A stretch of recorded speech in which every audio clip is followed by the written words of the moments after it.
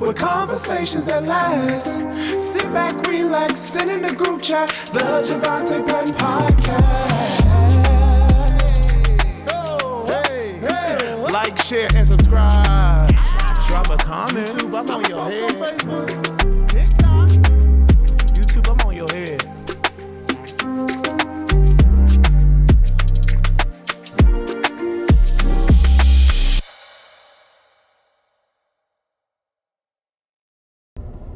So this is, please, while still recording, keep that. So this is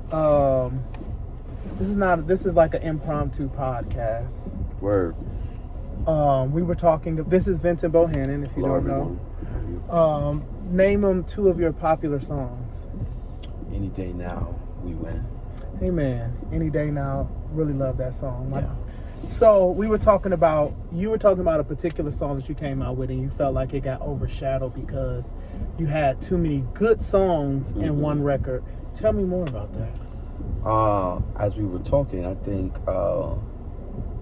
an album can have so many good songs that eventually those songs are not always going to be great songs because you have so many great songs on it.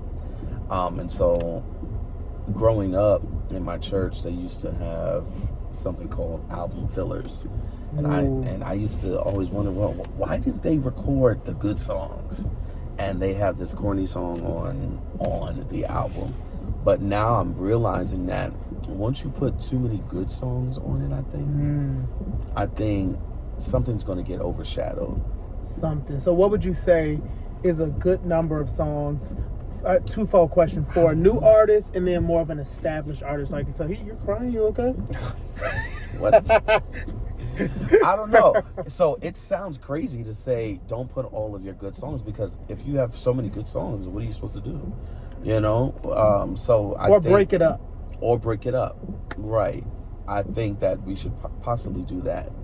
Because if all you write is great songs, then, you just can't help that. Yeah, because I feel like that's happened to me too. Yeah, so I think that, especially these days, when people hear your album and they listen to it for about 2 weeks and then they move to the next person. How do you feel about this fast pace? Because when did we come out? Like 2014.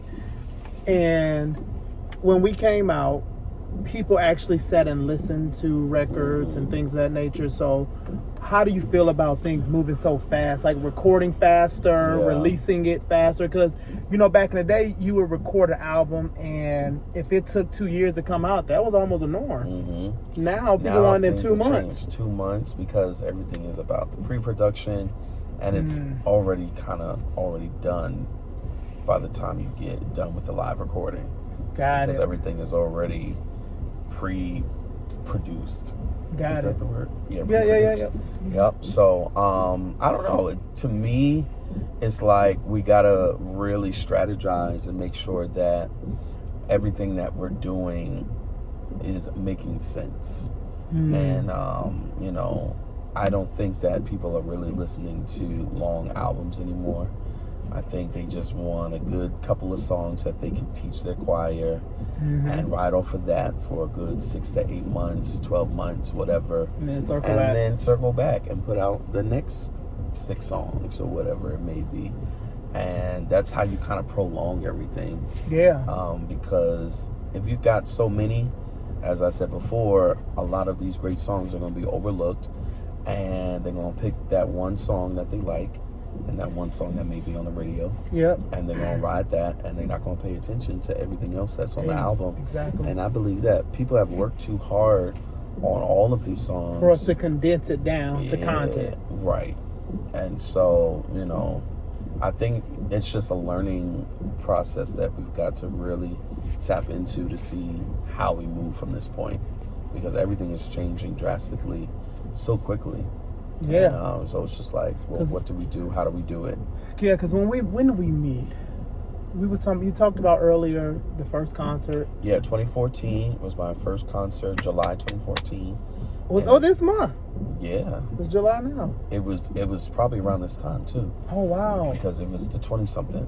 And we had just met Easter of 2014. I think at James Hall. James Hall's.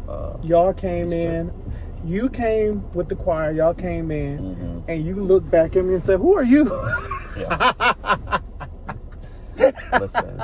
I had to embrace the worship. And it's been history since then. Yeah, you let me. I sang That's at the first 12 concert. years. Yeah, I sang at the first concert. My first what was the concert, song? The Only God. That was my first single. Yes. And that song. Then you actually gave it ripped to the room. Rich. Yeah, Rich did it. But that song that night ripped the room in such a way. Oh God. Where I don't think we sang anything afterwards. Oh yeah, it got really It crazy. got really crazy. Yeah, and then you know what was funny is my flight was going through horrible turbulence. I thought I was gonna miss it. And Justin, he lives in Jersey. But Justin was like, no, you can still come. So I was corresponding with him. I got in, y'all sang the last of the other song. And literally when you sang that song at the end of the concert, I had just got in. So I knew it was meant. Yeah, definitely all God. And here we are years later, and we have accomplished a lot. Oh my God. Well, we're praying that you get your Stella this year. You deserve it. We don't do it for awards, but you do deserve the award. That's the difference. We don't do it for the award, but you do deserve it. It will add icing on the cake to all that God is doing with you. So we're wishing you the best for that. Well, I appreciate it. You know, we've done a lot in a short time where we've been able to provide the church and for the young people and the seasoned people. Yeah. Great music. For all of us. Yeah, for everyone, for the praise teams. And, you know, I appreciate everyone who sing all of my songs, you know, every Sunday. It's so exciting to see all of the different tags and stuff that I get. Yeah. I look forward to that on too. Sunday afternoon. I look forward to night. So if y'all singing one of our songs, we look forward to the tag. I like sharing it. Yeah, me too. I send the links out. Everything. Yeah. I share Thank y'all. and I'm going to repost it. Yes. No matter how it sounds. And bring us to sing it with you. Yeah. Because if you know it, that means we don't have to bring anybody with us but us. Correct. Yeah. That's how it works. And sometimes these church live streams be sounding better than the record. Yeah. Let me tell you. And they be having a good old time. So every time. Yeah, thank y'all. Thank y'all so much. you talked about you have some new music coming. So we shared music. Yeah. Did you like my music? I'm excited the new about music? it. There are Don't some lie. great songs. No, I wouldn't lie about it. There are some great songs, y'all, that I believe that is going to be another hit. It's just so exciting that they're out of all of these years, and so much music has been put out over all of these years, hundreds of years, and nothing sounds like what we are now putting out. Wow. You know, wow, but that's it just a good concept. reminds me of the scripture that he will give us a new song to sing, you know. Wow. And it just continues to be something new. Wow, so a new song, that is some of the most advanced technology, because you mean to tell me I can get a new song after years and millions of years? God, you're still going to give us new technology with the melody. Yep. Oh, because I love to call him that's the new song. Lord. I love to call him. Yeah, and I love the music. So he has a song called, can I tell him the name of it? Yeah. He has a song called Well Done. Now, I'm not telling y'all to like get ready for funerals, but I will say when you have to do funerals, those that are minstrels, this is going to be added to the repertoire of homegoing celebrations. And we'll sing it for normal service too, but we will have a brand new song for homegoing. Like I wish I had it when my grandma just passed. I would have threw that in. It's gonna be the song. So well done. Yeah. So when I was writing it, I said this would be great for homegoings because the songs for homegoings are really short, like the list. I shall wear a crown, going up and yonder. Total praise. Soon and very soon. So that's like 4 songs. I won't complain. That's 5. Yeah. Out of all of these years. So we got to get back to talking about heaven. We have to. Because I love all those songs and I love all the artists and I appreciate it. But we got to continue writing. You know, actually, I just wrote a hymn. Really? We sung in Charlotte for this past anniversary. So I think it should continue, you know. Am I able to sing the hymn? Yeah, it's really good. It has 4 stanzas, just like a regular hymn, but it's really easy though. Okay, explain that to the people. So what should a hymn embody if to validate it being a hymn? If we did if we have to verify it being a hymn, how do we the hymn? So what I did, I just took the structure of the hymns that are in the hymn books. So you see there's about 4 different stanzas. Some have 5 or some have 3. But then there's always a chorus. So after each verse, then you go to the chorus, then you go back to the next verse, then you go to the chorus, the 3rd verse, then the chorus, and then the 4th verse, then the chorus, and then you sing the chorus over and over again. And so, that's what I believe a hymn is. So my question is, if you want to stop those. It's not raining no more. So my question is for you, how do you juggle now being a pastor? And my question for you would be, because I pastor as well too. However, I feel like when I did my youth choir DFY and I was in my choir days, I felt like that was the biggest training ground for me to be a pastor today. Yeah. Do you feel that same way, or is it more of a juggle? No, I always say I think being the leader of SOV in the beginning, Can't see your face. was always my training ground. Now that I look back, I see that was a training ground. Because SOV in the beginning, we were all young and stuff. And so it's helping people navigate through life. It's preaching and teaching to them. And as I say all the time, our rehearsals weren't just rehearsal. It was church. It was church. It was services. Woo. It was revival. It was prayer. It was all of that. And so I'm now realizing that I was doing the pastoring role then. Yep. Without the title. Yep. So has a lot of your choir members become your church members? Yeah, a lot of them. All of those that didn't have a church kind of just came with because you're already pastoring. Yep. And so they're now a part of the church and they've grown. So you now have people that are now married, they got children. I know. So isn't it crazy to deal with second gen of your choir? Oh my Lord. Then their kids be anointed and acted just like them. So just like evolve. So it's like amazing to see how we've grown up, and a lot of them are now in ministry with me. And now I've become their leader and their pastor and their shepherd outside of the music world of what we do. And so it's amazing, but I believe that has been all part of my ministry. Which is bigger than music. As much as I love music, I'm realizing that my ministry is bigger than music. Yes. And it's... Isn't that an ouch, but a happy... It's an ouch. Yeah. It's a bittersweet. It's very bittersweet because I love music. Because I've grown up just music. And then when you start getting all these other prophecies, and even outside the prophecies, these other feelings in the spirit and prayer, you're like, oh, I'm supposed to do that too. Yep. Oh, that too. And it's just like... And I think one of the fears I would say that I can say that I've had, that if I do this thing... also, I'm going to lose at this thing. So that's why I try to give each one time. Now, of course, my church is always going to be first now because I'm holding souls. I've got people in my hands. And so, I had to make that hard decision to put these people first before any and everything. But at the same time, I'd still try to make sure that I'm writing still. I still try to make sure that I'm on top of what we're doing with the choirs as well.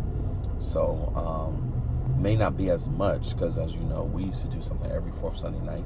I remember 4th Sunday night services. I came one. I I'm sure you did. I came one. 4th Sunday nights was every month, but then I realized that it's too much being a pastor. Too much being a pastor and an artist traveling and all that other stuff. And then there's a late night because it would be late. Oh yeah. The choir wouldn't get up until like 10 p.m. Exactly. And so it was always late night church. And then life changes, though, at the same time. These people start having kids, problems, work, new jobs. My kids. They got homework. Baby daddy. Okay, let's talk about this. So I was sharing with you that I'm in school for seminary on the low. Well, it's not on the low from Tanner here. And you was telling me you were in school. Somebody said, Ernest Pugh said, you already have the burning, now you're just getting the learning. So how do you feel just, you know what to do when you get a mic. It's second nature. It is the anointing. It is what you're called to do. So we know how to just go right there. But how does it feel getting different contexts now in seminary? I'm glad about my decision to go to school. As churchy as I am, I wanted more. And I wasn't satisfied with just me knowing Say that how again. to have church. As churchy as I am, I wanted more. And I wasn't satisfied with just saying, oh, I know how to pull the people and I know how to get them up on their feet.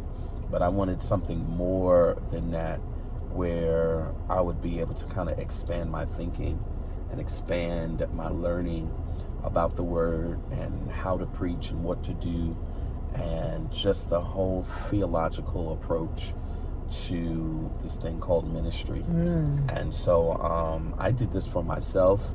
Good. And then I also did this for the people that follow me, knowing that it's okay to have an education and it's okay to be churchy at the same time. For you to do this while your career has taken off the way it does, your church, and then you stop and say, I'm going to do school, because you're only, what, were we the same age? Yeah. 35? 35. So at 35, we both said after careers, or during careers, not after, during careers, pastoring, I got a wife and children, you have your nieces and nephews, go to school, let's add one more layer on it. It actually sounds crazy. It's crazy. So that's school, that's work, that's papers, that's tests.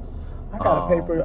I got 2 quizzes due tomorrow. And I go back this last semester and I'll be completed. Wow. How many years?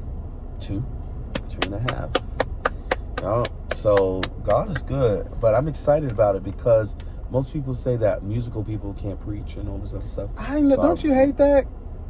Yeah. I hate it. That's a parallel. Yeah. Some of it sometimes is true, but I just didn't want to be in that number. And I know there are so many different types of preachers, and everyone is not everybody's favorite. Yes. You know, some people believe that if you don't hoop, then you can't preach. Well, a lot of times what I've learned too is when people say they don't like somebody, they're really saying they don't like their performance. So they do look for a sense of a performance in a preacher, which is unfortunate. If you can pull something out of what someone has said and then it's pricked your heart, then you are a preacher. Then you're preaching. You know, now it may not be in your favor or in the way that you would want it to be delivered, I should say. But everyone's not going to preach the same, you know, because we are preaching to different types of people. And so you're not going to hoop and holler at a church that don't know nothing about that. Right. You know, and so you just got to know your audience and know what to do and when to do it.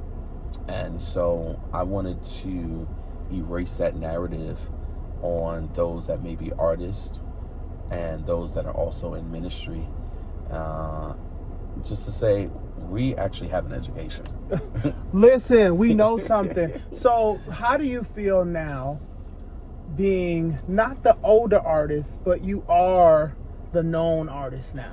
Yeah, how do you feel? Someone said that the other day to me that some young people come up to me and be like, I love you, I've been listening to you for, when I was a kid. Let me tell you, somebody told like, me I'm that a the other kid. day. That's what I said. I said, wait, I'm still young.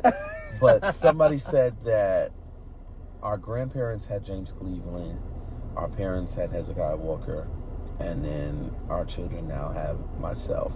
Wow. And it's crazy to me because I'm like, wait, what's happening right now? What's happening? How's this happening? Yeah.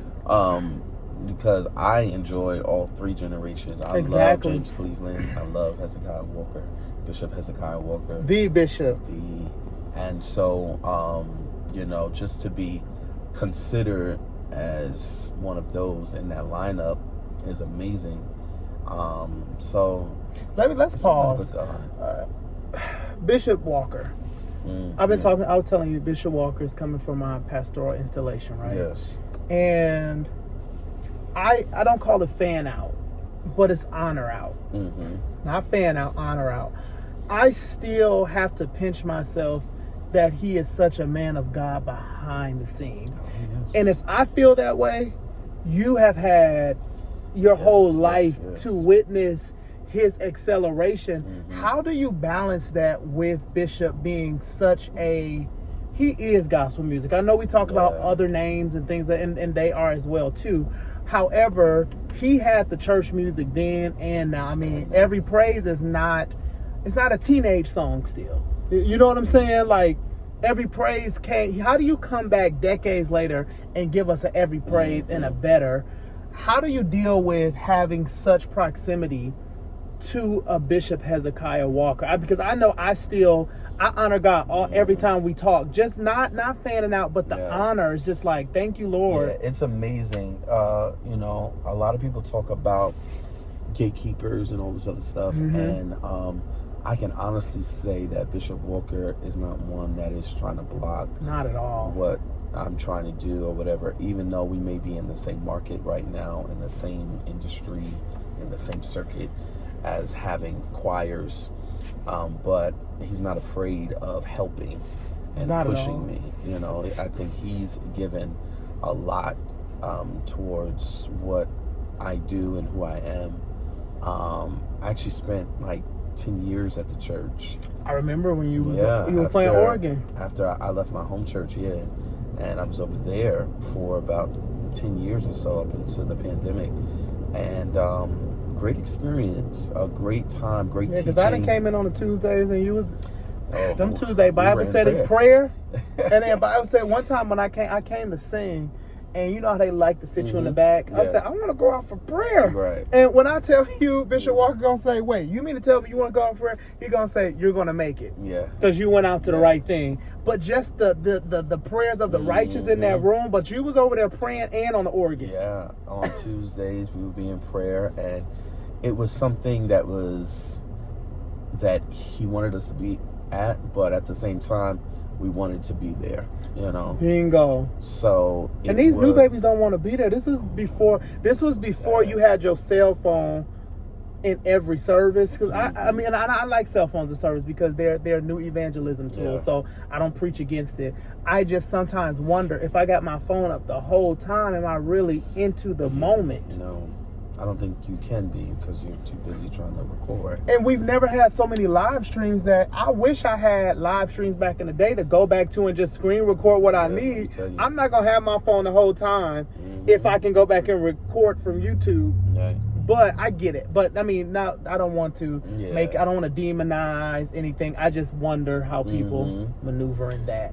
Yeah. world. So it was a great experience, and continues to be a great experience. But I've been blessed to be pushed by that whole group from the 90s. John P. Key. Yes, Donald I love Lawrence, John P. Love you, Donald. Love John P. Key. Ricky Dillard. We love Ricky. Uncle Ricky. My kids call him Ricky Uncle Dillard Ricky. was actually the first one that told me, that prophesied to me and said that you're going to have to leave your home church in order to move forward in life. And I thought he was crazy. I thought he was insane. I said, you must be. That wasn't a more abundantly. You must be crazy. You telling me that one day I'm going to have to leave. And Went on rebuking it. Let me tell you, I said, the devil is a liar.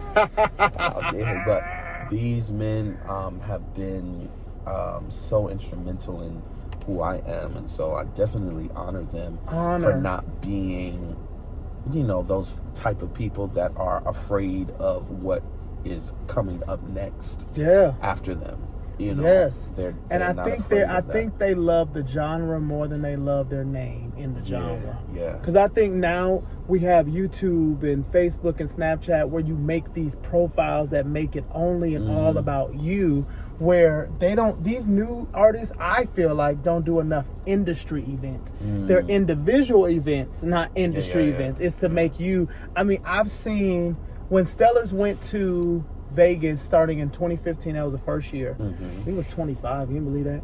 I think I was nominated that year. Yeah, you were nominated that year. I remember your mom was there. Yeah. God rest her soul. And y'all came in the Choir Fest and y'all waited and y'all supported the other people. Yes. And y'all came back the next year and then the next year. So those are not individual moments. Those are industry moments. And you didn't know how many people were getting to know you then. Y'all premiered the We Win video. Those were innovative times that we looked at as, hey, we just got to do it with everybody else. Now these babies just feel like they put a YouTube video out and we all supposed to share it. Yeah. we definitely put in work. Let me tell you, we were going live every rehearsal. I remember. So my trick to it was, let's go live every rehearsrsal and get these people acclimated to the songs. So when y'all go out and so sing they them. were so excited when we finally put it up on wax. Oh, So I wow. think that's why, like live in Chicago, which had "Oh Give Ooh. Thanks," "Any Day Now," I "Jesus Owe Save You. the Day," "I Owe You." Ooh. All of these songs were sung in the rehearsals that we were doing, and they saw when I taught it. They saw when I was like giving it to the choir, so they were there for the whole process. And now it's finally on an album. Yeah, so so it was like super exciting. You did the build up. And Yeah. honorable mention, James Hall. Oh, of course. You know, the way I met you was being able to sing at James. I came maybe for about 2 to 3 years. Yes. I kept coming, and he would allow me to do worship at his events. And I must thank him for that, because he carved out a space where it was all about choir music, Yeah. where I was able to fit. That's and, my family. James. You know, so James Hall, That's shout out to James Hall, because he didn't have to do that. You know what I'm saying? Look at what I'm doing now. I met you there, and what he did was, James Hall saw me in Milwaukee sing. I brought my group down to Milwaukee. God rest Daryl Taso, Roland. It was for Jarrell's birthday. Brought him down, met Sean Tillery. Shout out to Sean Tillery. Met Vashawn and all of them. And he was like, "You gotta come for Easter," and I came for Easter, because in New York, Easter, especially in those times, that was the holiday of days. I tell you. Yes, it was. And so thank you, It James is. Hall, for that. It still is. Yeah. Are you going to do anything for Easter? Well, you know, I try. So if it's working with someone else for right now, it's working with them. And I try love not to that. I override. love that. I love You know, that. I did have my own one year at the Met, and it was amazing. And I had James Hall, Kevin Lemons, Okay. Kevin Terry, Mm-hmm. and Patrick, and it was amazing. It was like All singers. 3,000 people, and we went to the Met in Philadelphia. It was amazing. We had an awesome time. But if Bishop Walker Does it has again. awesome Easter events, so He does. How did you feel about the last one? Oh, it was amazing. It was really He was cool. running up and down. Oh Lord. Running up and down. You know, this is what we do during rehearsal. I love that you don't make any apologies for it. You know, you got to be who you are. You know. I think a lot of the times we try to put on and try to act like somebody else. For what? Like nobody And else. it does not garnish you another audience, another stream, another follow. It diminishes. It doesn't garnish. Be you. Of course, know where you are. Of course, we're not going to act a fool at the White House or something. But Exactly. And you do it appropriately. Paul said, "I became all things to all men," and I think you have mastered becoming all things to all men. Yes. So, okay, last question: if we ever did a song together, what would it sound like? It would be a fusion of choir, praise and worship, mixed in together somehow, some way. I think you would have done really good on the last album that we did live in Dallas. Okay. I still believe that. How does it go? That song. Okay. But listen to that song. But I can definitely hear you on that song as well. What are y'all singing? I may come and sing Saturday. That If song we this haven't comes done in a out, long time. this comes out before Saturday, but I may come and sing on Saturday. So if I came Yes. Saturday, what would I sing? What would you sing? I don't know. Y'all don't be rehearsing before Go these through. concerts. Yeah, no, we haven't had rehearsal. But what are in a long y'all time. singing that I would sing? I'm a see. Go through the catalog though, and see. I Owe You is not bad. We haven't done it in a long time. Love, I Owe You. We haven't done it in a long time. Forever and always. What key is that? That's My God. Rich too. Now, Rich Tober sings really high. Yeah, Rich got range. Rich can sing. Rich got range. And so, well, we'll see. We'll see what that What looks time like. it start Saturday? 5:30. Okay. 5:30 in Chicago. The Storefront Praise Store. So I may be flying in. I may be coming back. We're gonna try to make it work out. Yes. Where's it at? It's gonna be on the south side. Okay. First On Cicero? Paradise. I don't know. south side of Chicago. Lillian Lloyd. With a needle in my... Listen, shout out to Lillian. I don't know if you remember when the 7th episode in Toronto came out. Of course I do. Pink Rose. 07, when I tell you, Lillian Lloyd came through like she was, you know what the Bible I was talks actually about? seeing videos of her singing on YouTube before. From Atlanta. Yeah. Yes, I remember. Yes, the Atlanta choir. So when that came out on YouTube, I was like, oh my God, this is amazing. Yeah, when the Bible talks about times of refreshing, I liken Lillian's to times of refreshing when she came out because we look forward to it. And here's the thing about Lillian, when you really get locked into what she's doing, it will minister to you. You'll be like, hold on. A lot of people are seeing what she's doing, and I enjoy it. I enjoy every bit of it. It is very prophetic. Yes. And those that are not spiritual will just kind of shun it. Mm-hmm. But if you're actually listening to it, oh my God, you got to have an ear while these people, Jesus, are listening to it. And then you actually see what she's actually saying. Oh, yeah. And a lot of the stuff, she doesn't run out. She doesn't run out because she's coming from a well that never runs dry. She's quoting scriptures and everything. The whole time. And it's just, look, there's one song, The God's Gonna Do It. I mean, she recorded with Ricky. I think that was a Choir Master 1 album. Mm-hmm. And it's just like, she literally gets in the realm of the spirit that most people never tap into. And that's what I'm used to. Bingo. Coming from my church, we had the greatest lead singers in my life, I believe. And just knowing how to shift a room, just knowing what to say. Not for their personal profile. Not for your personal profile, but looking at the audience and seeing what you need to say and do to shift their life through song. Yeah, that 7th episode album, how can I say thank you for that? And that's when I first, so I remember Patrick Riddick and Kevin Terry and Kevin Lemons on YouTube because 05, Jannard, all of them, that was like Kevin Terry was always on YouTube. Yeah, and then I don't know why did he ever come out with the "Oh Give Thanks" song? I don't think so, but they did record it at the last reunion thing that they just did. Yeah, I was Please there for that. Run that back because Patrick Riddick, that was another time was refreshing because when he directed Grateful. I think Larry Jones led it, but just seeing Patrick up there, Tony Coleman, those were just times.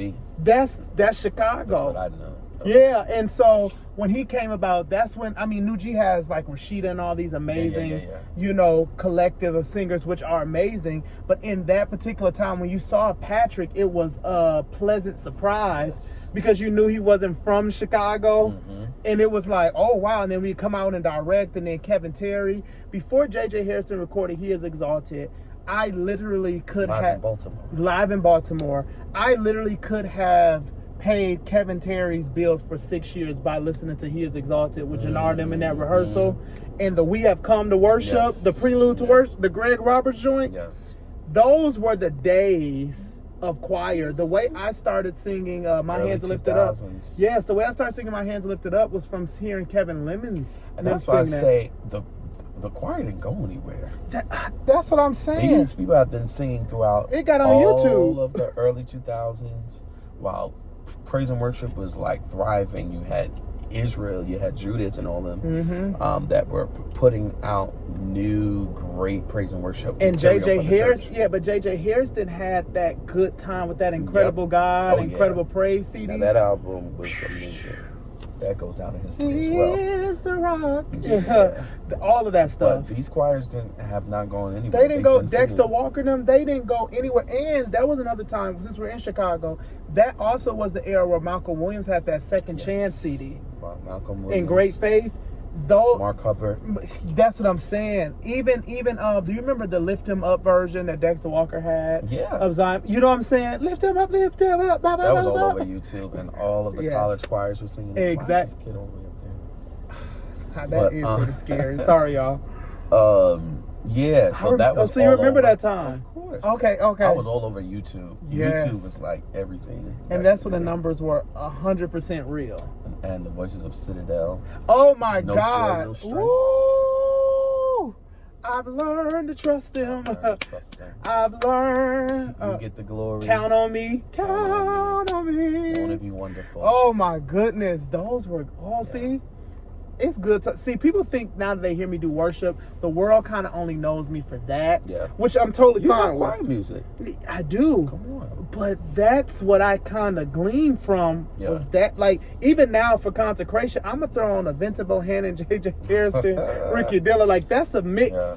That new J.J. Harrison, that's a mix. Do you remember the Stretch Out video with Donisha Ballard? Of course. From Greater Harvest? Greater Harvest. That was an era. But we don't talk about True Holy Spirit, too.